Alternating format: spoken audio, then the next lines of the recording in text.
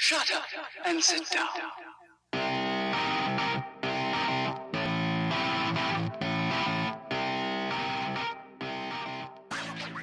What's up guys, it's your boy Cook.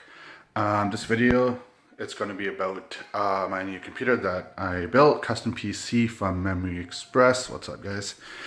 And I know this video is hella late, about a week late. I was supposed to do a unboxing and unveiling and all that good stuff, but I never really got around to it.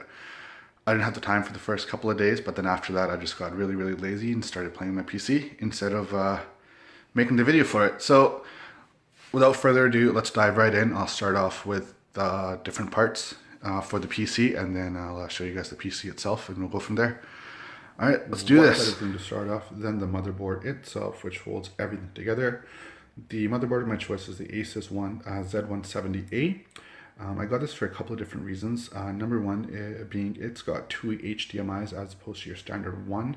And it also has a secondary SLI slot for a dual video card later on down the road, which I definitely want and will need. Everything about the motherboard is, it's your standard motherboard. Not much to explain. The processor that I've got for this chip is the i7-6700K unlocked, 4.2 gigahertz. I will be overclocking that. All in all, as I'll talk about later on in the video, this motherboard will and can handle everything up to 4.8 gigahertz with the parts that I've chosen. It'll be an absolute beast of a machine. Absolutely amazing. And I'll make a secondary follow-up video once I do the overclocking. Now, I did kind of want to wait till the warranty's done in case I, fuck something up. It's not going to be covered by the warranty anyway, so I did want to get some life out of it in case I do make a mistake. But realistically, I don't think I will make a mistake. I have someone who does this for a living, and they will be helping me do it. Or I will actually be watching them do it on my PC, more likely. But the reason I went with this motherboard, as I said, is the SLI and the two HDMIs. I could have got the Asus ROG or the Maximus 8. But the price difference from this to that is a huge jump. And versus performance, it's really not that big of a deal for what I need. This baby will handle everything for the next 10 years. It also has 4 USB 3.1 slots, and it's got the 4 standard USB 3.0s. As you can see, it says in the box, it's, the 3.1 USB slot has 10 gigabytes a second. I tested that with a flash drive. It's amazingly quick. The transfer rate is unreal. I don't have to wait, especially when I download a video or a movie or something and I want to watch it on a big screen. It's super quick, unreal fast. And let's move on from this and go on to the next part. Next item we have on the list is the Corsair H80i V2 liquid cooling system. Now, anytime you build a custom PC, you'll have 2 or 3 standard fans in it. And you'll probably need a couple of heat sinks depending on what type of, or what items you get to make your PC, what parts rather. However, I chose a liquid cooling system. It's a lot better.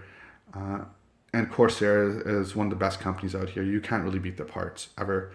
And there's only one model above this. Once again, the price difference for the performance output, especially for this, was not a big deal at all, and I ended up saving quite a bit of money by going for the number 2 instead of the number 1 item.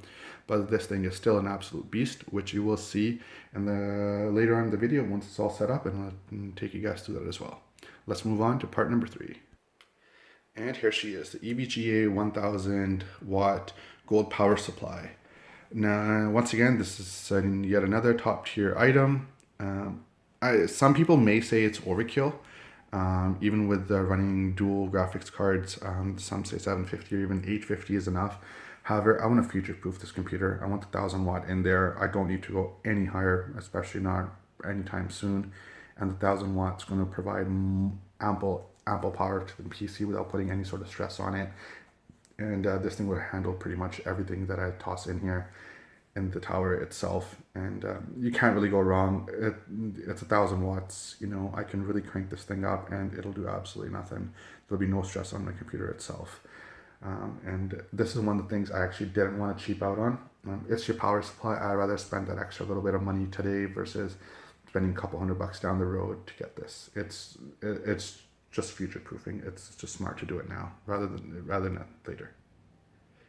And this here is, as you guys can see, the GeForce GTX1080, 8 gigabytes of dedicated memory.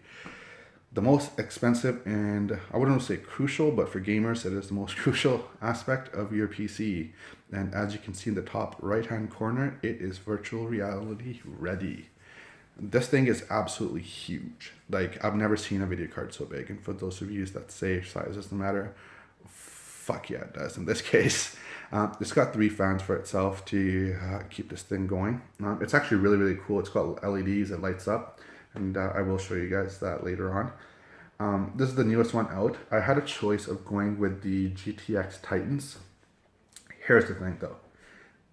I did a lot of research on them, and from what I was told, and I looked up online myself, every place had the exact same reasoning. This is the newest and latest video card, but the GTX Titans are for 3D rendering and Photoshop premium elements and such and stuff like that. Now, I'm not going to be doing any 3D rendering whatsoever, really. You know, not anytime soon, that is. And the 1080, it's ample enough to play any video game coming down the road as well. I played Battlefield 1, and I will have a video of that up shortly as well on max graphics on ultra high, and my FPS was just off the charts. I won't really spoil it too much. You guys will see in that video with Battlefield 1 on this thing. It's absolutely beautiful. I love this video card, and I would not change it in a million years. With that being said, I probably will need to change in the next 5 years once there are games, the 1200 series, the 1300 series, or whatever hell comes next. But yeah, here she is. This thing is absolutely gorgeous, and it's the most expensive part of my CPU. As I said, it's about $1,000.